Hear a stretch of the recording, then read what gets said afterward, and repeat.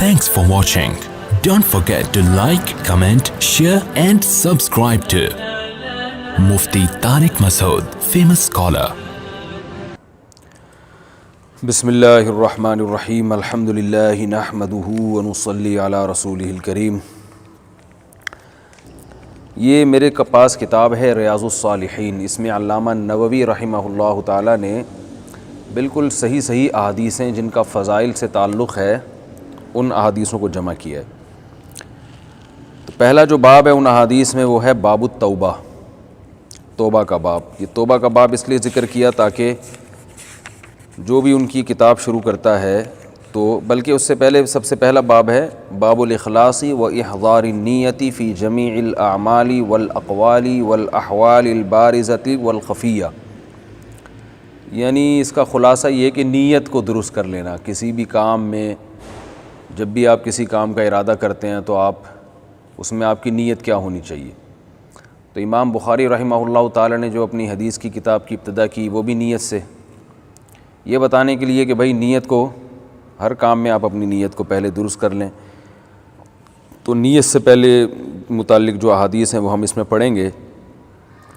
پہلی حدیث عن امیر المؤمنین ابی حفص عمر بن الخطاب بن نفیل بن عبد العزى بن ریاح بن عبد اللہ بن قرط بن رزاح بن عدی بن کعب بن لؤی بن غالب القرشی العدوی. حضرت عمر رضی اللہ تعالیٰ عنہ کا پورا سلسلہ نسب بیان کیا ہے.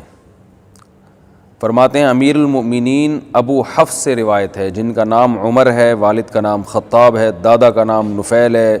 نفیل بیٹے ہیں عبد العزیٰ کے، عبد العزیٰ بیٹے ہیں ریاح کے، ریاح بیٹے ہیں عبداللہ کے، عبداللہ بیٹے ہیں قرط کے، قرط بیٹے ہیں رزاح کے، وہ عدی کے، وہ کعب کے، وہ لؤی کے، وہ غالب القرشی العدوی کے. تو عربوں میں یہ عادت تھی کہ وہ نسب کو یاد رکھا کرتے تھے، کون کس کا بیٹا ہے، ابا کون ہے، دادا کون ہے، پردادا کون ہے، پھر پردادا کے ابا، پھر ابا کے ابا، ابا کے ابا، یہ پورا سلسلہ یاد رکھتے تھے. اس کی وجہ یہ تھی تاکہ پتہ چلے کہ آدمی خاندانی ہے. سمجھ رہے ہیں نا؟ کیا پتہ چلے رحیم اللہ بھائی ہیں؟ آدمی کیا ہے؟ خاندانی ہے. کوئی عیدی سینٹر سے اٹھا کے نہیں لائے کسی کو. اور خاندانی ہونے سے دو چیزیں ثابت ہوتی ہیں، ایک تو نسب، دوسرا جو انسان کے جو باپ دادا ہوتے ہیں نا وہ جس خاندان سے ہوں، جو ان کی صفات ہوں وہ اولاد میں ٹرانسفر ہوتی ہیں. تو عرب لوگ اس کا بڑا خیال کیا کرتے تھے، بھائی یہ کس کا بیٹا ہے، کون ہے اس کا. تو باپ سے انسان کی پہچان ہوتی ہے، پھر باپ کی پہچان کے لیے دادا.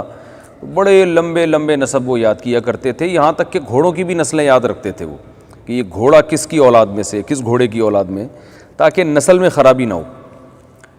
آج جانوروں کی نسلیں تو ویسے ہی ختم ہو گئی ہیں فارمی مرغی ایجاد کر کے، ٹھیک ہے نا، اس کا تو پتہ ہی نہیں کیا ہے.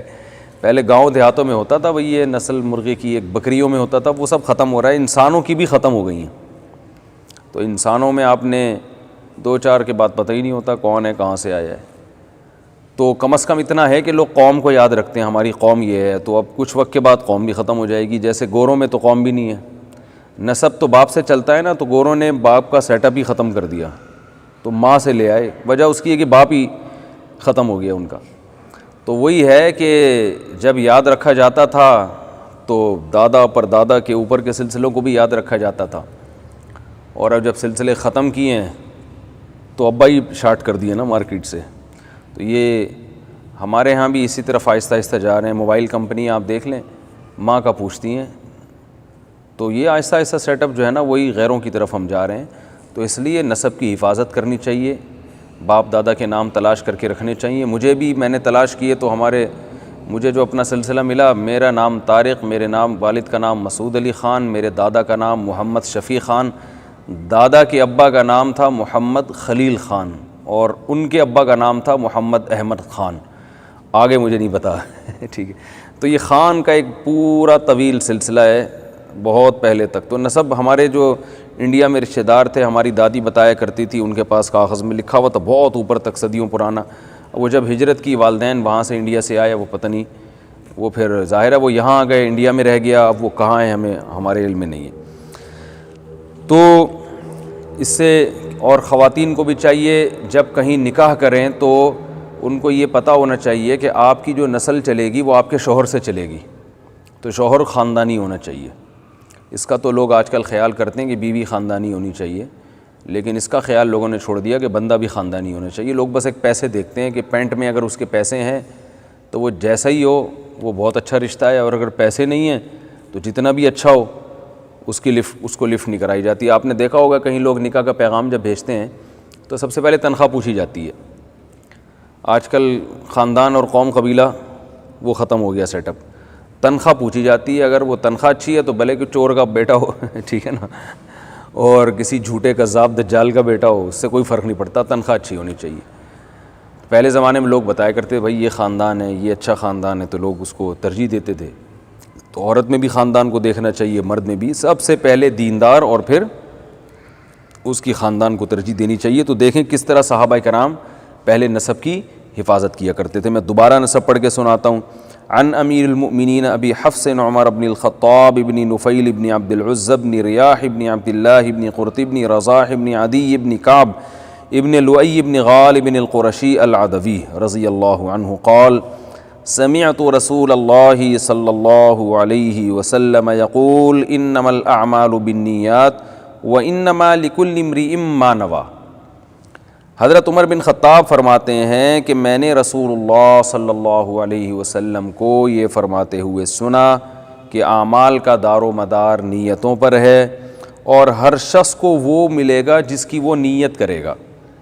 فمن کانت ہجرتہ الی اللہ ورسولہ، پس جس شخص کی ہجرت اللہ اور اس کے رسول کی طرف تھی، فہجرتہ الی اللہ ورسولہ، تو اس کی ہجرت اللہ اس کے رسول ہی کی طرف ہوگی۔ ومن کانت ہجرتہ لدنیا یصیبہا، اور جس کی ہجرت دنیا کے لیے تھی جس کو وہ حاصل کرنا چاہتا ہے، او امرأۃ ینکحھا، یا کسی عورت کی طرف تھی جس سے وہ شادی کرنا چاہتا ہے، فہجرتہ الی ما ہاجر الیہ، تو اس کی ہجرت اسی طرف ہے جس طرف اس نے ہجرت کی ہے۔ علامہ نووی یہ حدیث بیان کر کے فرماتے ہیں متفق علی صحتہ، اس حدیث کے صحیح ہونے پر اتفاق ہے۔ تو جب کسی حدیث کے بارے میں لکھا ہو متفق علی صحتہ یا متفق علیہ، تو اس کا مطلب یہ ہوتا ہے کہ یہ حدیث صحیح ہے بخاری میں بھی موجود ہے اور صحیح ہے مسلم میں بھی موجود ہے، یہ دونوں کتابوں میں موجود ہے۔ یہ تو حدیث ہمارے سامنے ہے۔ اس حدیث کا ایک شان نزول ہے۔ ادھر آ جاؤ بھائی، بڑے پانی پی کے بیٹھ جاؤ، پانی پی کے چلو، ادھر سے پی لو، جہاں سے بھی پینا ہے۔ پہلے پانی پینے جا رہے تھے نا، ہاں تو پہلے پانی پی پھر بیٹھیں۔ اچھا بھائی، اس حدیث کا ایک شان نزول ہے، شان نزول نہیں بلکہ اس کو شان ورود کہا جاتا ہے۔ جب حدیث کا کوئی واقعہ سے متعلق ہو تو اس کو کہا جاتا ہے اس حدیث کا یہ شان ورود ہے۔ ورود کا معنی وارد ہونا، یعنی اس وجہ سے یہ حدیث وارد ہوئی ہے۔ ہوا یہ تھا کہ صحابہ کرام نے بیان سننے آئے تھے نا، ایسا تو نہیں گن پوائنٹ پہ بٹھا دیا میں نے، ہاں ہم نے بیان میں ویسے بھی بندوں کو شارٹ رکھا ہوا ہے، تو دو چار جو ہمیں ادھار ملتے ہیں لا کے بٹھا دیتے ہیں یہاں پہ، ٹھیک ہے۔ تو رسول اللہ صلی اللہ علیہ وسلم کے دور میں جب صحابہ کرام نے مکہ سے مدینہ ہجرت کی ہے، تو آپ صلی اللہ علیہ وسلم کے جو صحابہ تھے بہت سو نے ہجرت کی، کچھ ہجرت کرنے سے رہ گئے۔ تو ایک شخص تھا اس نے بھی ہجرت نہیں کی، لیکن وہ جو صحابی تھے وہ کسی عورت سے نکاح کرنا چاہتے تھے۔ اس عورت نے یہ شرط لگا دی کہ اگر آپ مکہ سے مدینہ ہجرت کر کے آ جائیں تو میں آپ سے شادی کر لوں گی، ورنہ نہیں۔ تو اس امید پہ انہوں نے مکہ سے، بولو بھائی، نہیں کی، کر لی، اس امید پر انہوں نے مکہ سے مدینہ ہجرت کی۔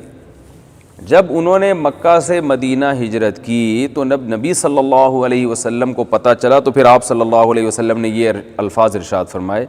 آپ نے فرمایا کہ اعمال کا دار و مدار نیت پر ہے، اور ہر شخص کو وہی ملے گا جو جس کی اس نے نیت کی ہو۔ تو جس نے اللہ اس کے رسول کی طرف ہجرت کی، اس کی ہجرت تو اللہ رسول کی طرف سمجھی جائے گی، اور جس نے ہجرت کی عورت کی طرف یا دنیا حاصل کرنے کے لیے تو وہ جس طرف ہجرت کی ہے وہی چیز ملے گی اس کو، یعنی تمہیں عورت مل جائے گی، ثواب نہیں ملے گا، مطلب یہ اللہ اس کے رسول راضی نہیں ہوں گے۔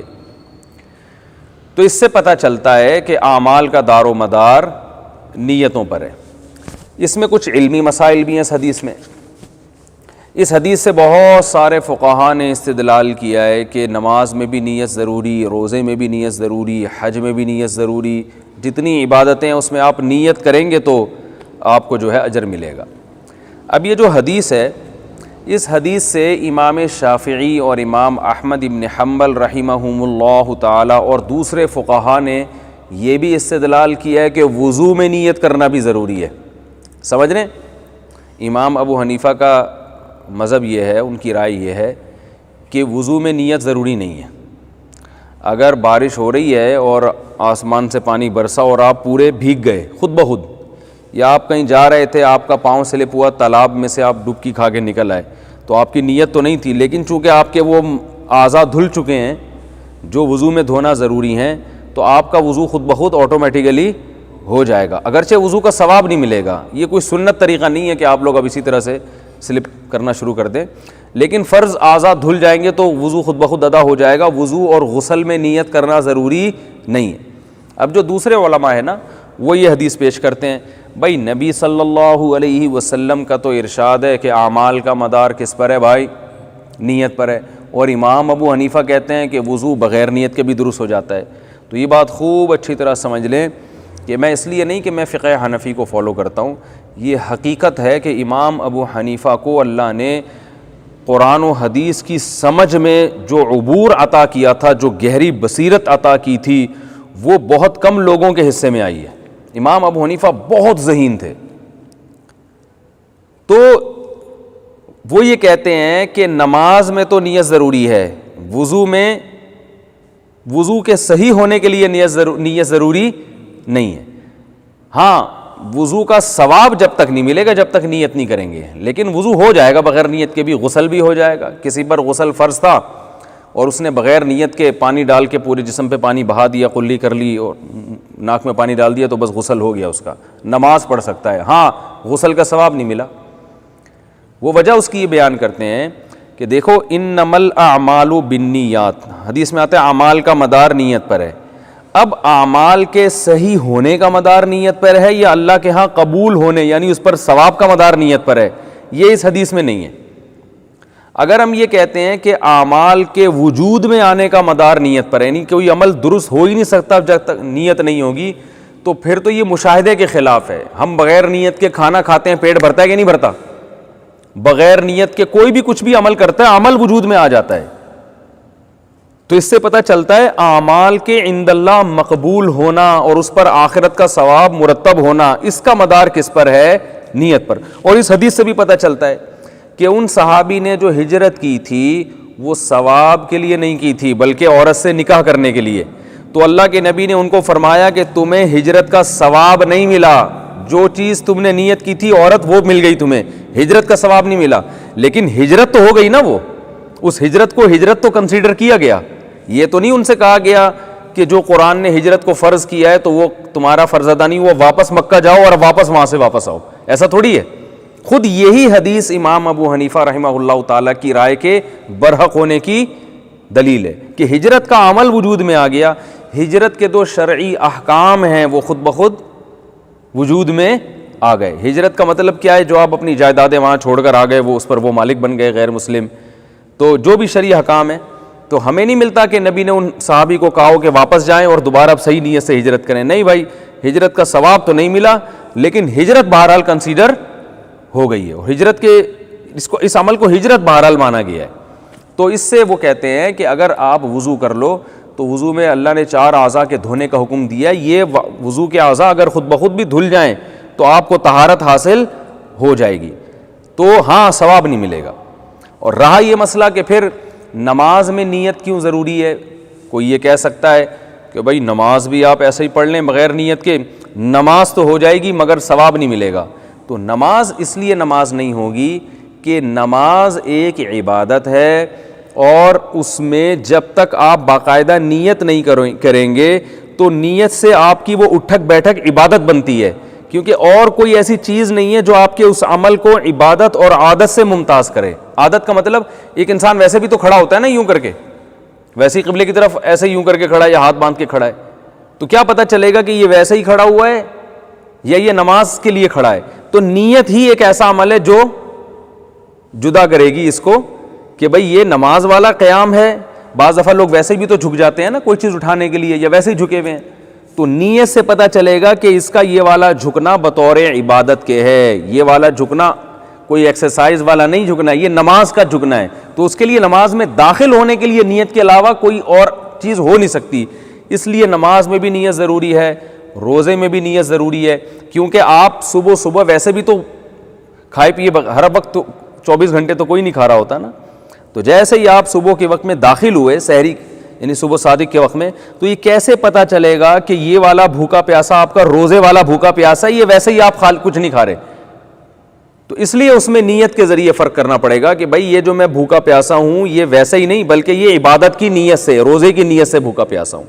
تو جہاں نیت کے بغیر فرق کرنا ممکن ہی نہ ہو تو وہاں تو نیت ضروری ہے, جہاں فرق ممکن ہو تو وہاں نیت ضروری نہیں ہے. جیسے پانی جو ہے نا وہ تو طہارت کا ذریعہ ہے, وہ تو جب آپ منہ پہ ماریں گے طہارت حاصل ہوگی, کیونکہ قرآن نے اس کو طاہر قرار دیا ہے. وَأَنزَلْنَا مِنَ السَّمَاءِ مَاءً طَهُورًا, فرمایا ہم نے آسمان سے پانی برسایا جو طہارت پاکیزہ پانی ہے, تو وہ تو خود انسان کو پاک کرتا ہے, تو اس میں نیت کی احتیاج اور ضرورت نہیں ہے. لیکن نماز ایسی چیز ہے, نماز ہے, حج ہے, حج میں انسان ویسے بھی تو جا رہا ہوتا ہے نا, تو اپنے اس عمل کو عبادت بنانے کے لیے یہ ضروری ہے کہ وہ نیت کرے.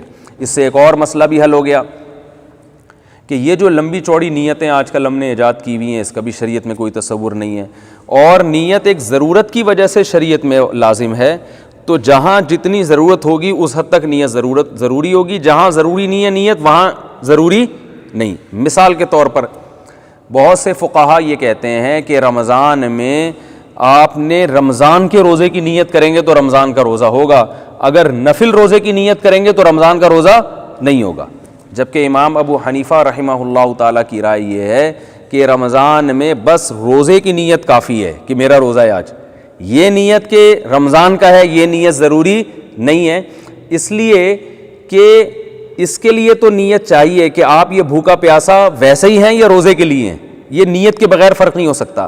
لیکن یہ کہ رمضان والا ہے یا نفل, اس کے لیے اس لیے ضروری نہیں ہے کہ یہ تو اللہ نے پہلے سے متعین کر دیا ہے کہ رمضان میں رمضان ہی کا روزہ ہوگا. جب اللہ نے متعین کر دیا تو آپ کو پھر خود سے متعین کرنے کی ضرورت نہیں ہے. تو اس لیے وہ کہتے ہیں یہاں آپ نفل کی بھی نیت کریں گے رمضان ہی کا روزہ ہوگا. تو یہ بہت زبردست ذہانت کی بات ہے.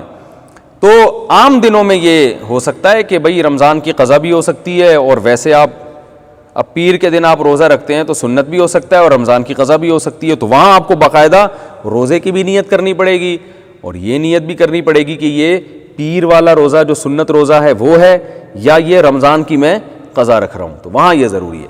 تو اب دیکھیں اس حدیث سے ہمیں کیا پتہ چلتا ہے کہ ان صحابی نے ہجرت کی تھی تو اللہ کے نبی نے فرمایا کہ اعمال اللہ کے ہاں قبول اس وقت تک نہیں ہوتے جب تک اللہ کو راضی کرنے کی نیت نہ ہو. اب یہاں ایک اور علمی بات ہے کہ کچھ اعمال ایسے ہوتے ہیں جو اپنی ذات کے لحاظ سے ہی اچھے ہوتے ہیں, اس میں اچھی نیت ضروری نہیں ہے, بس اس میں اتنا کافی ہے کہ بری نیت نہ ہو تو وہ خود بخود قبول ہوتے ہیں. مثلا نماز پڑھنا اپنی ذات کے لحاظ سے ہی کیسا عمل ہے, اس میں دو آپشن تھوڑی ہے اچھی کہ یہ اچھا بھی ہو سکتا ہے برا بھی, بھائی نماز تو اچھا ہی عمل ہے, تو اس میں آپ کی بری نیت نہ بھی ہو تو بھی وہ عمل اللہ ہی کے لیے کہلائے گا. اس میں یہ نیت کرنا کہ میں اللہ کے لیے کر رہا ہوں یہ ضروری نہیں ہے. یہ میں اس لیے بتا رہا ہوں کہ آج کل بہت سے لوگ وہم کے مریض ہیں, ان کو یہی شبہ ہوتا ہے پتہ نہیں قبول ہو رہی ہے کہ نہیں ہو رہی, پتہ نہیں میری نیت اللہ کو خوش کرنا ہے کہ نہیں ہے. او بھائی عمل جب اچھا ہے تو اس میں جب تک بری نیت نہیں ہوگی اس کو اچھی نیت ہی سمجھی جائے گی, کیونکہ یہ عمل اچھا ہے نا. بری نیت کیا ہو سکتی ہے, باقاعدہ آپ برائی کی نیت کریں کہ میں نیت کرتا ہوں نماز پڑھنے سے ستار بھائی کو خوش کرنے کی. بہت دنوں سے ستار بھائی بھی مارکیٹ سے شارٹ ہے نا. میری نیت اللہ کو راضی کرنا نہیں ہے, میں صرف اس لیے نماز پڑھ رہا ہوں کہ وہ ستار بھائی ہیں, وہ جب مجھے نماز پڑھتا دیکھیں گے تو وہ یہ سمجھیں گے یہ بڑا نمازی ہے, تو پھر ہو سکتا ہے مجھے کچھ ہدیہ ودیہ وہ گفٹ کر دیں. تو جب تک اتنی بری نیت نہیں ہوگی تو یہی سمجھا جائے گا کہ آپ کی نیت کیا ہے, اچھی ہے. تو اس میں وہمی بننے کی ضرورت نہیں ہے. بعض لوگ نیکی کرتے ہیں یار شاید میرے دل میں ریا آ رہی ہے, یہ شیطان ہے جو آپ میں عبادت میں جان ختم کر دیتا ہے آپ کی, ایسے وسوسے ڈال ڈال کے. تو یہ یہ ریا نہیں ہے، یہ ریاکاری کا وسوسہ ہے. سمجھ رہے کہ نہیں سمجھ رہے؟ ریاکاری کا. بعض دفعہ یہ وسوسہ اس سے بھی ہوتا ہے کہ بعض لوگ آپ کے اچھے عمل پہ آپ کی تعریف کرتے ہیں تو آپ خوش ہو جاتے ہو، تو پھر آپ کو خیال آتا ہے یار میں یہ عمل اللہ کے لیے نہیں کر رہا، یہ تو میں لوگوں کے لیے کر رہا ہوں، اور اس کی علامت یہ ہے کہ مجھے اس عمل پہ خوشی ہو رہی ہے، حالانکہ میں تو اللہ کے لیے کر رہا ہوں، مجھے تو خوشی نہیں ہونی چاہیے. تو یہ بھی شیطانی وسوسہ ہے.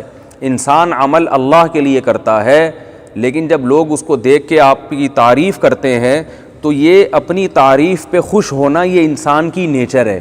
جو اپنی تعریف سن کے بھی خوش نہیں ہوتا وہ پاگل ہے. بات آ رہی ہے سمجھ میں؟ آپ کو نہیں کہہ رہا کہ آپ پاگل ہیں، ہاں میں یہ کہہ رہا ہوں کہ جو اپنی تعریف سنے اور پھر بھی اسے خوشی نہ ہو تو یہ نیچر کے خلاف ہے، یہ انسانی نیچر ہے، یہ صحیح ہونے کی علامت ہے. تو خوش ہوتا ہے انسان. ہاں تعریف سن کے اترانا یہ تکبر میں آتا ہے، یہ بری چیز ہے. دوسری بات جھوٹی تعریف سن کے خوش ہونا یہ بھی برا ہے. آپ کی کسی نے تعریف کی، کوئی بھی اچھی صفت تھی آپ کے اندر، یا آپ کی صحت اچھی تھی، ایک مثال، یا آپ خوبصورت تھے، آپ کی تعریف کر دی ماشاءاللہ بڑے کیوٹ لگ رہے ہیں، ایک مثال ہے. آپ کو پتا ہے کہ میں تھوڑا سا کیوٹ لگ رہا ہوں، بہت زیادہ، ایک مثال دے رہا ہوں، زیادہ نہیں لگ رہا، ہر انسان کو اپنا پتہ ہوتا ہے، لیکن اس نے تھوڑا مکھن زیادہ لگا دیا اور آپ بھی چوڑے ہو گئے. آپ کو کیا ہو رہا ہے؟ بہت زیادہ خوشی محسوس ہو رہی ہے. تو یہ جھوٹی تعریف ہے جس پہ سن کے آپ خوش ہو رہے ہیں. اس کو کہتے ہیں عجب، خود پسندی میں مبتلا ہو رہے ہیں، اپنے آپ کو پتہ نہیں کیا سمجھنا شروع کر دیا، حالانکہ اتنے بڑے فنٹر آپ ہیں نہیں. یہ مارکیٹ میں چیز چل رہی ہے کہ جتنا کام آپ نے کیا نہیں ہوتا، جیسے بہت سے سیاستدان یہ کرتے ہیں، کام انہوں نے کیا نہیں ہے، پبلک تعریف کرتی ہے ماشاءاللہ آپ نے تو ملک کو کہاں سے کہاں پہنچا دیا، اب ان کے دل میں لڈو پھوٹ رہے ہوتے ہیں، حالانکہ ان کو پتہ ہوتا ہے کہ ہم نے ملک کو کہاں سے کہاں پہنچانا تو دور کی بات، ملک کا پورا بیڑا غرق کرنے میں ہمارا جتنا کردار ہے اتنا کسی اور کا نہیں. اس کی قرآن نے مذمت بیان کی ہے. اللہ نے فرمایا وَيُحِبُّونَ أَن يُحْمَدُوا بِمَا لَمْ يَفْعَلُوا، سورہ آل عمران میں، کہ وہ لوگ جو اپنی ایسی تعریف سے خوش ہوتے ہیں اور چاہتے ہیں کہ ایسی تعریف کی جائے کہ وہ عمل انہوں نے نہیں کیا ہے، لیکن پھر بھی اس عمل کی نسبت ان کی طرف کر کے ان کی جھوٹی تعریفی کی جائیں. اللہ فرماتے ہیں جن لوگوں کی یہ خواہش ہے فَلَا تَحْسَبَنَّهُمْ بِمَفَازَةٍ مِّنَ الْعَذَابِ، آپ یہ گمان بھی نہ کریں کہ یہ لوگ اللہ کے عذاب سے بچ جائیں گے. اللہ کو ان لوگوں پر اتنا غضب آتا ہے، ان کو تو چاہیے کہ بھائی آپ کیوں ہماری جھوٹی تعریفیں کر رہے ہو، اتنا بھی نہیں ہے. تو جتنا ہو اتنی تعریف ہو، اور اس پہ اترائے نہیں بلکہ انسان خوش ہو. اترانے میں اور خوش ہونے میں کیا فرق ہے؟ خوش ہونے کا مطلب یہ ہے کہ بھائی اللہ کی ایک نعمت ہے جو اللہ نے مجھے دی ہے، تو یہ دنیا میں اللہ نے اس کا اجر دے دیا کہ لوگوں کی نظر میں آپ کو محبوب بنا دیا، آخرت میں اور اجر ملے گا. عزت تو ہر ایک کو پیاری ہوتی ہے نا، لیکن اترانا کیا ہوتا ہے کہ اس نعمت کو اپنا کمال سمجھنا شروع کر دے. انسان نعمت کو کیا سمجھنا شروع کر دے؟ اپنا کمال، کہ ہاں یہ میری. جیسے قارون کے پاس دولت تھی تو خوش ہونے کے بجائے اترانا شروع کر دیا تھا. موسیٰ علیہ السلام نے کہا اللہ نے تم پر انعام کیا، احسان کیا، تو جیسے اللہ نے تم پر احسان کیا تم اللہ کی مخلوق پر بھی احسان کرو. تو اس نے کیا کہا؟ بھائی میں ان پر احسان کیوں کروں، یہ تو میں نے اپنی محنت سے کمایا ہے. تو یہ اترانا کہلاتا ہے کہ اب آپ فری ہونا شروع ہو گئے ہیں، اور ایک چیز بھیک میں آپ کو ملی ہوئی ہے. تو کسی کو اللہ نے حسن و جمال دیا تو یہ بھی اللہ کی طرف سے بھیک میں ملا ہے، کسی کو اللہ نے دولت دی تو یہ بھی اللہ کی طرف سے بھیک میں ملی ہے، کسی کو اللہ نے کوئی اچھی نیکی کی توفیق دے دی تو یہ بھی ہمیں کیا سوچنا چاہیے؟ بھائی نماز پڑھنے کی، روزہ رکھنے کی توفیق ملی، اپنا کمال نہیں ہے، یہ اللہ کی دین ہے. اللہ جب چاہے 2 منٹ میں توفیق سلب کر لے، ایمان بھی سلب کر سکتا ہے وہ. تو اس لیے خوش ہو، مگر نسبت کس کی طرف کرے انسان؟ اللہ کی طرف. تو اس میں اور زیادہ ثواب ملے گا، تواضع کہلائے گا یہ عمل. تو یہ تو میں نے عرض کیا کہ وہ اعمال جن میں دونوں آپشن ہوتے ہیں، ایک یعنی بعض اعمال وہ ہوتے ہیں جن میں اچھے ہی ہوتے ہیں، ان کی میں نے تفصیل بیان کی، جیسے نماز ہے، صدقات و خیرات ہیں. تو ان میں جب تک آپ کی نیت باقاعدہ برائی کی نہیں ہوگی تو آپ کے عمل کو شریعت اچھا ہی سمجھے گی، اور ہمیں بھی حکم ہے کہ اس کے عمل کو اچھا ہی سمجھیں. کیا مطلب؟ کوئی صدقات و خیرات کر رہا ہے تو اب اس میں کیڑے نہ نکالیں، اب شو مارنے کے لیے غریبوں کو کھانا کھلا رہا ہے، اب ہمیں پتہ ہے کیا ہے. بھائی جب عمل اچھا ہے تو جب تک آپ اس کے دل کو ٹٹول کے یقین نہ کر لیں گے کہ اس کی باقاعدہ برائی کی نیت ہے، اس وقت تک آپ کو اس پہ فتویٰ لگانے کی اجازت نہیں۔ مشہور واقعہ ہے صحابی کا، جنگ میں ایک کافر آیا اور کہنے لگا میں کلمہ پڑھتا ہوں، انہوں نے کہا کہ صحابی نے ان کو پھر بھی قتل کر دیا۔ آپ صلی اللہ علیہ وسلم کو پتہ چلا، آپ اتنے غضبناک ہوئے تو آپ نے صحابی سے پوچھا تم نے کیوں قتل کیا؟ انہوں نے کہا یا رسول اللہ انہوں نے تو موت کے ڈر سے اسلام قبول کیا ہے۔ آپ نے فرمایا ہلا شققت قلبہ، کیا تم نے ان کے دل کو چیر کے دیکھا تھا کیا؟ حالانکہ سارے دیکھیں گراؤنڈ ریئلٹی کیا کہہ رہی ہے، بظاہر یہی ہے کہ موت کے ڈر سے ہی ہے، تلوار گردن پہ رکھی ہوئی ہے تو اب تو کلمہ تو پڑھنا ہی ہے، لیکن پھر بھی نبی نے کیا کہا، عمل اچھا ہے نا اسلام قبول کرنا، تو ہم نے اس کو اچھے معامل پہ ہی لے کے جانا ہے کہ بھائی ان کی نیت کے بارے میں ہم فیصلہ نہیں کریں گے، تو ہم مکلف ہیں عمل کے۔ کوئی اچھا عمل کر رہا ہے تو جب تک 100% دلیل نہ ہو اس کے بری نیت کی، ہم نے اس کو یہی سمجھنا ہے کہ یہ کیا ہے، اچھا عمل ہے، اس کی نیت کیا ہوگی، اچھی ہوگی۔ تو جو بھی معاشرے میں خیر کا کام کر رہے ہیں، جو بھی معاشرے میں بھلائی کو فروغ دے رہے ہیں، جو نماز پڑھ رہا ہے، کوئی تہجد پڑھ رہا ہے، کوئی صدقہ کر رہا ہے، تو بھائی اچھا ہی کر رہا ہے، جب تک بری نیت نہیں ہوگی اس کا عمل کیا کہلائے گا، اچھا۔ دوسرے اعمال وہ ہوتے ہیں جو برے ہی ہیں، وہ اچھے نہیں ہو سکتے۔ چوری کرنا، شراب پینا، سود کھانا، ظلم کرنا، اس میں شریعت کہتی ہے یہ برے ہی رہیں گے چاہے کتنی ہی اچھی نیت کر لو۔ اب ایک آدمی شراب پی رہا ہے، بھائی کیوں پی رہا ہے، یہ تو بری چیز ہے، مجھے پتہ ہے بری چیز ہے، لیکن میں اس لیے پی رہا ہوں کہ جب میں تھوڑا دماغ میرا سکون میں آئے گا تو جب سکون مجھے ملے گا تو میں ابا کی خدمت کروں گا، پھر میں کیونکہ میں ابھی ٹینشن میں ہوں تو ابا کی خدمت نہیں کر سکتا، تو پھر میں غریبوں کو کھانا کھلاؤں گا، میں بالکل ریلیکس ہو جاؤں گا، تو میرے شراب پینے سے لوگوں کو کیا ہے، بولو بھائی فائدہ ہے۔ اور ہو سکتا ہے واقعی یہ نیت ہو کہ یار میں ٹینشن میں ہوں اور میں ابھی قوم کی خدمت نہیں کر سکتا، تو وہ چاہے، اب دیکھو کتنی اچھی نیت ہے، لیکن شریعت نے ہمیں اس کی اس نیت کی وجہ سے اس کے برے عمل کو اچھا قرار دینے کی اجازت، بولو بھائی، نہیں دی۔ شریعت نے کہا عمل جب برا ہے تو وہ اچھی نیت سے اچھا، بولو بھائی، نہیں بن جائے گا، وہ برا کا برا ہی عمل رہے گا۔ تو اگر کوئی چرس بانٹ رہا ہے لوگوں میں، کہہ رہا ہے میں اصل میں اینٹی ڈپریشن ایک دوا میں نے ایجاد کی ہے تاکہ لوگ ریلیکس ہو جائیں، تو بھائی یہ تو بری چیز ہے۔ ماں باپ کے ساتھ بدسلوکی کر رہا ہے اور دلیل یہ دے رہا ہے کہ میں ماں باپ کی اصلاح کی کوشش میں لگا ہوا ہوں، میں سختی کروں گا تو یہ صحیح ہو جائیں گے، ٹھیک ہے نا، تو نماز پڑھنا شروع کر دیں گے ابا میرے، اگر میں سختی سے ان کو سمجھاؤں گا تو نماز شروع کر دیں گے۔ تو بھائی آپ کو سختی سے سمجھانے کی اجازت نہیں ہے، ابا پہ سختی کرنے کی آپ کو اجازت نہیں ہے۔ تو یہ دوسرے اعمال ہیں۔ تو دیکھ لیں آج لوگ نے ہر حرام چیز کو پہ اچھائی کا لیبل لگا کے اس کو حلال کر دیا ہے۔ تو جو بری چیز ہے وہ کیا رہے گی، بری رہے گی۔ تیسرے درجے کے اعمال وہ ہوتے ہیں جو اچھے بھی ہو سکتے ہیں اور برے بھی ہو سکتے ہیں۔ ان میں پھر یہ ہے کہ اچھے کی نیت تھی تو ثواب ملے گا، برے کی نیت تھی تو گناہ ملے گا، اور اگر نہ اچھے کی نیت تھی نہ برے کی نیت تھی تو نہ ثواب ملے گا اور نہ گناہ ملے گا۔ جیسے ہجرت، اب ہجرت کیا ہے، مکہ سے مدینہ جانا۔ ان صحابی نے مکہ سے مدینہ ٹریولنگ کی، یہ ایک جائز عمل ہے، یہ نہ اچھا ہے نہ برا ہے۔ یہ نیت اچھی ہوگی تو ثواب ملے گا، نیت بری ہوگی تو گناہ ملے گا، اور نیت نہ اچھی نہ بری ہے تو جو نیت ہوگی وہ ملے گا۔ جیسے نبی صلی اللہ علیہ وسلم نے صحابی کے بارے میں فرمایا، بھائی جو اللہ اس کے رسول کی طرف ہجرت کرے گا یعنی ان کو خوش کرنے کے لیے، تو اللہ اس کے رسول مل جائیں گے، اس کو ثواب مل جائے گا۔ جو عورت کی طرف ہجرت کرے گا تو اسے کیا مل جائے گی، عورت مل جائے گی، جیسے ان صحابی نے۔ تو مطلب نہ ثواب ملا اور نہ گناہ ملا، تو اس پہ وہ ہجرت کا ثواب نہیں ملے گا۔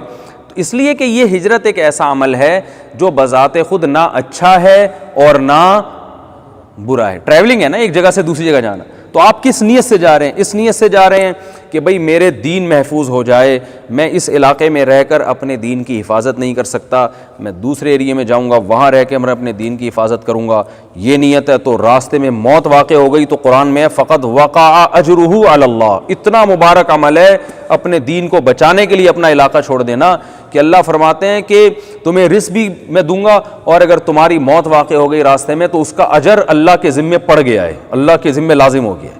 کتنی بڑی فضیلت۔ تو لیکن یہی کیا ہے عمل، اگر بری نیت سے ہو کہ کوئی شخص ہجرت کر رہا ہے اس لیے نہیں کہ میرا دین محفوظ رہے، بلکہ یار میں یہاں رہ کے نا، یہاں میں جب کوئی برائی کرتا ہوں تو پکڑا جاتا ہوں، یہاں میں فلم دیکھتا ہوں تو ابا دیکھ لیتے ہیں مجھے کبھی کوئی، تو میں فلانے شہر میں جاتا ہوں، وہاں ہجرت وہاں کوئی نہیں دیکھے گا، وہاں میں ساری اپنی بدماشیاں نکالوں گا. تو یہی عمل ٹریولنگ ہو رہی ہے، یہ اس بری نیت کی وجہ سے کیا بن گئی؟ گناہ بن گئی. اس میں راستے میں مر گیا تو جہنم میں جانے کا خطرہ ہے. اور اگر جائز نیت ہے تو نہ ثواب ملے گا اور نہ گناہ ملے گا. جائز کا مطلب بھائی سفر کر رہا ہوں، کچھ کمانا ہے میں نے وہاں جا کے، کچھ کھانا ہے، اور کمانے سے نیت اچھی نہیں ہے. کمانا بھی تو ایک درمیانی عمل ہے نا.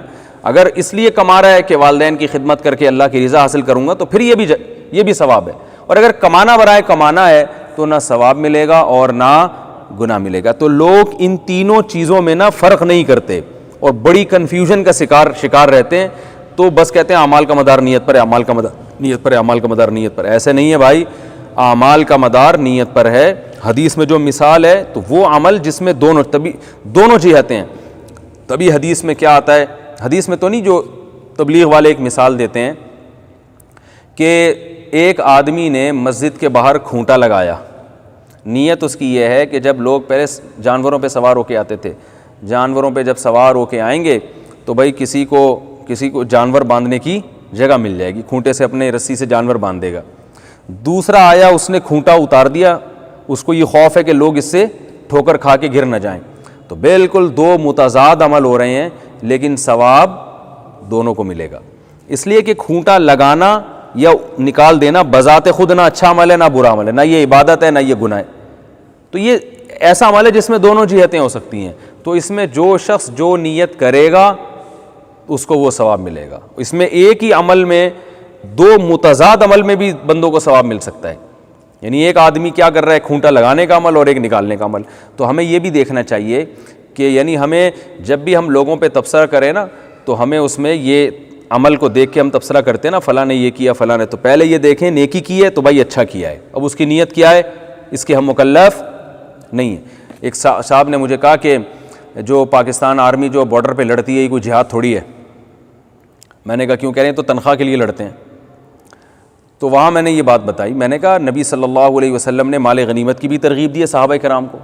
نبی صلی اللہ علیہ وسلم نے بعض صحابہ کو فرمایا کہ میدان جنگ میں جو فلاں کو قتل کرے گا تو اس کا سارا مال قاتل کو دے دوں گا میں. من قتل قتیلا فلہ سلبہ. تو صحابہ کرام جو ہے وہ جوش میں آتے تھے کہ بھائی نبی نے دنیا بھی خوشخبری دے دی ہے کہ ہم فلاں کو اگر میدان جنگ میں فلاں کو مار دیا تو اس کا سارا سامان اور سارے پیسے کس کو مل جائیں گے؟ قتل کرنے والے کو. تو میں نے کہا کیا مطلب؟ اب جب اس بشارت سننے کے بعد جو صحابہ جو حملہ کریں گے تو کیا ان کو ثواب نہیں ملے گا؟ حالانکہ اس میں تو بظاہر یہ لگ رہا ہے کہ بھئی وہ کس کے لیے لڑ رہے ہیں، وہ تو مال غنیمت کے لیے لڑ رہے ہیں. اور نبی نے ترغیب دی ہے کہ جو قتل کرے گا تو مقتول کا سارا مال اس کو دے دوں گا میں. تو اس لالچ میں بھی صحابہ گئے ہیں، لیکن پھر بھی ان کا عمل کیا تھا؟ جہاد بھی تھا. اور اگر اسی لڑائی میں وہ قتل ہو جاتے تو شہید بھی کہلاتے. وجہ اس کی یہ تھی کہ بھائی یہ ہم کہہ سکتے ہیں کہ ان کی نیت آخرت تھی، مگر آخرت کے ساتھ ساتھ جو اللہ نے دنیا میں ایک نعمت رکھی ہے مال غنیمت کی، ان کے دل میں اس نعمت کی بھی لالچ پیدا ہوئی. تو یہ کوئی بری چیز نہیں ہے. تو اب عمل چونکہ اچھا ہے تو ہم اس اچھے عمل کی وجہ سے یہ جو نیت داخل ہو گئی ہے اس کی وجہ سے یہ نہیں کہیں گے کہ ان کا عمل خراب ہو گیا. تو اسی طرح یاد رکھو یہ جو فوجی لڑ رہے ہوتے ہیں ملک کی حفاظت کے لیے، یہ بے شک تنخواہ لے رہے ہیں، مگر تنخواہ کی وجہ سے یہ نہیں کہہ سکتے کہ ان کا عمل ہی باطل ہو گیا، اور جو شہید ہوں گے ان کو شہادت کا اجر نہیں ملے گا، اور جو زخمی ہوں گے ان کو اجر نہیں ملے گا، اور جو لڑ رہے ہیں ان کو جہاد کا اجر نہیں ملے گا. یہ بیوقوفوں والی باتیں. یہ تو پھر تمام صحابہ ہی آپ کی اس فہرست سے خارج ہو جائیں گے. حضرت عمر نے جو لوگوں کو بھیجا تھا بارڈر پہ لڑنے کے لیے، ان کی تنخواہیں بھی تو جاری کی تھی نا، ان کے وظائف بھی جاری کیے تھے. تو اب جو لڑ رہا ہے بارڈر پہ اس کی نیت کیا ہے؟ صرف تنخواہ ہے یا ملک کی حفاظت بھی نیت ہے؟ یہ ہم اور آپ نہیں جانتے. تو جب ہم جانتے نہیں ہیں تو پھر شریعت نے ہمیں یہ بتایا ہے کہ عمل کو دیکھنا پڑے گا. بے شک وہ تنخواہ لے رہا ہے، عمل کو آپ دیکھیں گے اور عمل کو دیکھ کے بتائیں گے کہ یہ اچھا کر رہا ہے یا برا کر رہا ہے. آپ کہہ سکتے ہیں حدیث میں تو آتا ہے قیامت کے دن ایک عالم کو لایا جائے گا، وہ کہے گا میں نے علم کو پھیلایا. ایک شہید کو لایا جائے گا، وہ کہے گا میں نے تیری راہ میں جان دی. اللہ کہے گا تو نے لوگوں کو دکھانے کے لیے دی. تو اس سے وہ شہید مراد ہے جس کی باقاعدہ نیت صرف اور صرف لوگوں کو خوش کرنا ہو. اگر لوگ نہ ہوتے تو یہ بالکل لڑتا ہی نہیں. اس کے دل میں اللہ کی رضا کا جذبہ سرے سے موجود ہے ہی نہیں. اور یہ حالت صرف اللہ ہی جانتا ہے، اللہ کی مخلوق نہیں جانتی. تبھی میدان جنگ میں جو بھی شہید ہوگا تو ہمیں حکم یہ ہے کہ اس کو ہم غسل اور کفن دیے بغیر دفنائیں. وجہ کیا ہے بھائی؟ ہمیں تو ظاہر کو دیکھنے کا حکم ہے, اب وہ دل میں اس کے کیا تھا یہ کون جانتا ہے؟ اللہ جانتا ہے. ورنہ شریعت ہمیں کہتی کہ جو میدان جنگ میں شہید ہو رہا ہے تو پہلے چیک کرو کہ اس کی نیت کیا تھی, اس کے دوستوں سے بلاؤ, حالات پوچھو, یہ تنخواہ کتنی لے رہا تھا, ہے بھائی ٹھیک ہے نا, اس کے دل میں مال غنیمت تو نہیں تھی, تنخواہ اس کے کتنی تنخواہ ملنے والی تھی, کوئی ویڈیو کیمرے سے ریکارڈنگ تو نہیں ہو رہی تھی, پتہ چلا ہو سکتا ہے یہ بہادری دکھانے کے لیے کر رہا ہو. ہمیں شریعت نے کیا حکم دیا؟ جو میدان جنگ میں لڑتا ہوا شہید ہوگا, چاہے وہ تنخواہ لے رہا ہو یا نہ لے رہا ہو, چاہے اس کی ویڈیو بن رہی ہو یا نہ بن رہی ہو, شریعت نے حکم دیا کہ اسے نہ غسل دیا جائے گا اور نہ اسے کفن. یہ شہید کا اعزاز ہے کہ اللہ چاہتے ہیں کہ جس حال میں شہید ہوا اسی ایز اٹ از اس کو دفن کیا جائے اور قیامت میں اسی طرح سے اس کو اٹھایا جائے, انہی کپڑوں میں, خون آلودہ کپڑوں میں. یہ اس کا اعزاز ہے. تو ہمیں کیا دیکھنا ہے, کیا خلاصہ نکلا بھائی؟ عمل کو. اسی طرح علماء جو بیانات کر رہے ہوتے ہیں, لوگ ان سے فائدہ اٹھا رہے ہیں. بہت سے لوگوں کو ہم نے دیکھا ہے تبصرہ کرنا, ابے ان کے تو بس دکانیں کھلی ہوئی ہیں, ابے ان کے تو یوں ہیں, ان کو کیا ہے, ان کو بولنے کے علاوہ آتا کیا ہے. تو آپ بدگمانی کیوں کر رہے ہو بھائی؟ اگر کوئی خیر پھیلا رہا ہے تو شریعت نے ہمیں حتی الامکان اس کے عمل کو اچھائی پر محمول کرنے کا حکم دیا ہے. کہ کوئی اپنے باپ کی ماں کی خدمت کر رہا ہے تو اب دوسرے کیا کہتے ہیں؟ ابے چمچا بنا ہوا ہے, ابا کی وراثت کے چکر میں. اصل میں کوئی آپ نے دیکھا ہوگا کسی بوڑھے کی خدمت کر رہا ہے, ابے چمچا گیری میں. تو بھائی ہر اچھے عمل میں اس طرح نکالتے ہیں کیڑے. تو جو کیڑا نکالنا تو برا عمل ہے, اس میں تو نیت جو بھی ہو اس کو برائی سمجھا جائے گا. لیکن جو عمل اچھا کر رہا ہے, باپ کی خدمت, ماں کی خدمت, بوڑھوں کی خدمت, عین ممکن ہے اس کی نیت بری ہو, وراثت کی نیت سے کر رہا ہو, لیکن ہمیں شریعت نے کیا حکم دیا ہے بھائی؟ اچھا عمل ہے تو کیا سمجھا جائے گا؟ اچھا. برا عمل کر رہا ہے تو کیا سمجھا جائے گا؟ برا عمل. آج بروں کو اچھا کہا جانے لگا ہے اور اچھوں کو برا. بڑی سے بڑی برائی. فنکار اداکاروں کو لوگ کیا کہتے ہیں؟ اچھا. فلمیں بنا رہے ہیں, ڈرامے بنا رہے ہیں, بے حیائی کو فروغ دے رہے ہیں, لیکن بھائی اصل میں ایکچولی یہ لوگوں کی سٹریس ختم کر رہے ہیں. ٹھیک ہے نا. وہ جو ہیروئن ناچ رہی ہے فلموں میں آدھے آدھے کپڑے پہن کے, اصل میں یہ ایک انٹرٹینمنٹ ہے, اور لوگوں کو انٹرٹین کرنا کیا ہے؟ یہ ایک ثواب کا کام ہے. لوگ انٹرٹین ہوں گے. آج کل ٹینشن ہے, مسائل بہت ہیں, بیماریاں بہت ہیں, تو کسی ڈانس مانس دیکھ کے اگر کوئی تھوڑا خوش ہو گیا تو کیا ہو رہا ہے؟ وہ بھائی خوش کرنے, پھر ہیروئن بانٹنا شروع کر دو, چرس بانٹو, اس سے تو بہت زیادہ. ایک ایک گھر میں سٹا دو, پھر دیکھو اگلے دن کیسے وہ باہر کھڑے, کسی سینما گھر میں فلم کے بجائے سٹے بانٹنا شروع کر دو. تو خالی ٹینشن ہی ختم نہیں کرنی, وہ یہ بھی دیکھنا ہے ٹینشن ختم کرنے کے لیے جو آپ نے طریقہ اختیار کیا ہے وہ جائز بھی ہے یا نہیں ہے, وہ بذات خود ٹھیک بھی ہے یا نہیں ہے. اور یہ جو غلط طریقوں سے ٹینشن ختم کی جاتی ہے, یہ وقتی ٹینشن تو ختم ہوتی ہے, اس سے مزید ٹینشنیں پیدا ہوتی ہیں. جو فلموں ڈراموں کی وجہ سے کلچر تباہ ہو گیا, لڑکوں میں بے حیائی پھیل گئی, صحتیں برباد ہو گئی, لوگوں نے اپنے گھر میں بیوی سے محبت کرنا, جب روز بروز رنگ برنگی تصویریں اس کو انٹرنیٹ پر اور فلموں میں نظر آئیں گی تو بیوی سے کون محبت کرے گا پھر وہ. تو یہ سارا سیٹ اپ کیا ہو گیا؟ برباد. تو شریعت نے کیا بتایا بھائی؟ اچھا عمل ہے تو اچھا ہے, برا ہے تو کیا ہے؟ برا ہے. اور کچھ اعمال درمیان میں ہیں, وہ نہ اچھے ہوتے نہ برے, اس میں پھر نیت کو دیکھا جائے گا بھائی آپ کی نیت کیا تھی. اگر اچھی نیت تھی تو ثواب ہے, بری نیت تھی تو کیا ہے؟ گناہ ہے. اور کوئی بھی نیت نہیں تھی تو بس جائز ہے, پھر نہ اچھا ہے نہ برا ہے. اللہ تعالی ہم سب کو سمجھنے کی عمل کی توفیق عطا فرمائے. سوالات دے دیں جلدی سے. 85 گرام سونے پر کتنی زکوٰۃ ہے اگر نقدی اور چاندی نہیں ہے؟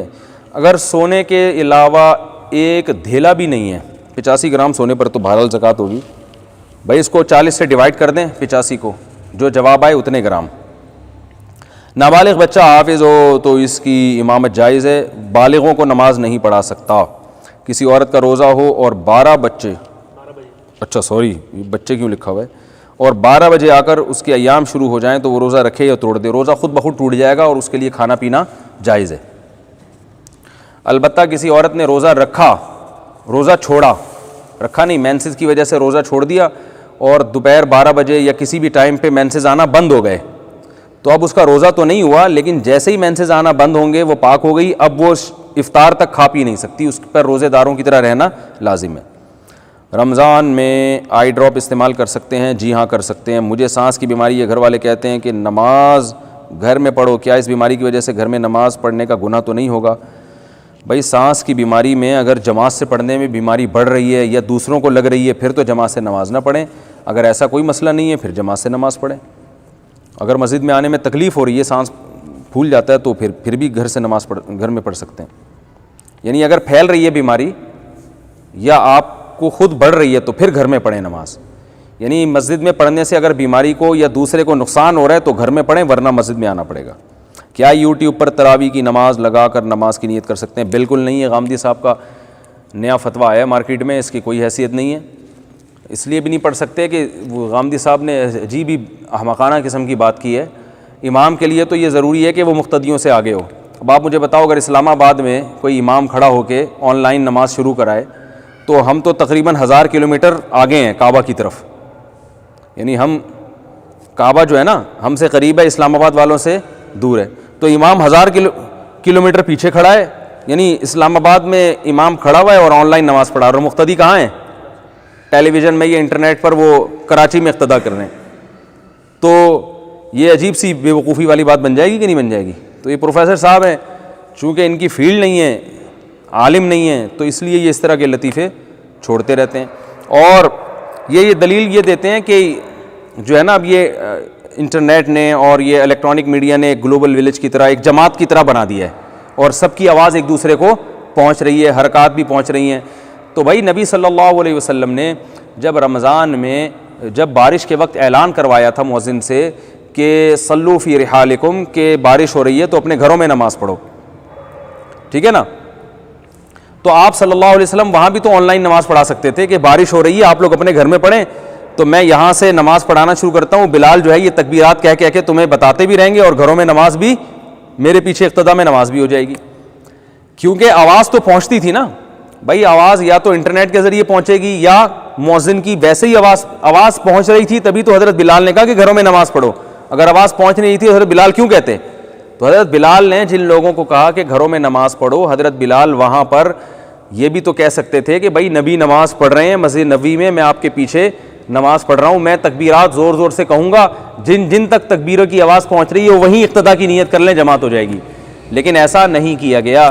تو اس سے صاف پتہ چلتا ہے کہ جماعت کے لیے ایک مکان کا ہونا ضروری ہے, ایک جگہ لوگ کھڑے ہوئے ہوں, بے شک کچھ فاصلہ ہو جائے لیکن ایک جگہ کا ہونا ضروری ہے. ایسا نہیں ہے کہ آن لائن جناب وہ کراچی میں صدر میں امام صاحب بیٹھے ہوئے آن لائن پڑھا رہے ہیں اور پٹیل پاڑا میں بھی پڑھ رہے ہیں, وہ لوگ جو امام سے پیچھے ہیں اور جو کماڑی کی طرف ہیں جو امام سے آگے ہیں, ٹھیک ہے نا, اور ماڑی پور کی طرف اور یہ جو وہ ایریا جو کراچی کے ویسٹ میں بالکل, وہ لوگ تو امام سے آگے ہو جائیں گے نا, وہ بھی ہو رہے ہیں. تو یہ عجیب و غریب قسم کی پہلی دفعہ غامدی صاحب نے نماز انٹروڈیوس کروائی ہے دنیا میں کہ امام بہت سے لوگوں سے پیچھے کھڑا ہے, بہت سے لوگوں کے آگے کھڑا ہے, بہت سے دائیں کھڑے ہیں, تو وہ عجیب و غریب سا سیٹ اپ بن جائے گا. تو یہ کچھ بھی نہیں ہے ایسے, یہ فضول, یہ اس سے نماز نہیں ہوگی. اللہ تعالیٰ عمل کی توفیق عطا فرمائے.